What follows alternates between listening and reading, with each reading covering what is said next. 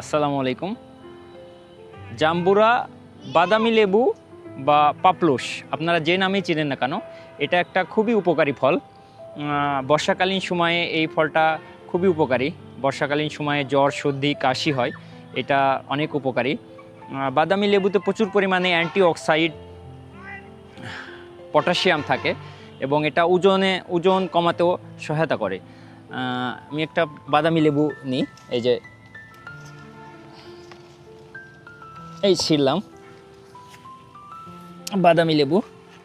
তো এই বাদামি লেবুতে আপনার অ্যান্টিঅক্সাইড, পটাশিয়াম থাকে। এটা আপনারা যখন বাজার থেকে কিনবেন তখন এটার সহজেই একটা চেনার উপায় আছে যে বাদামি লেবুটা ওজনে বেশি হবে এবং টিপ দিলে দেখা যাবে যে হালকা নরম, সেটা আর কি ভালো হবে অনেক।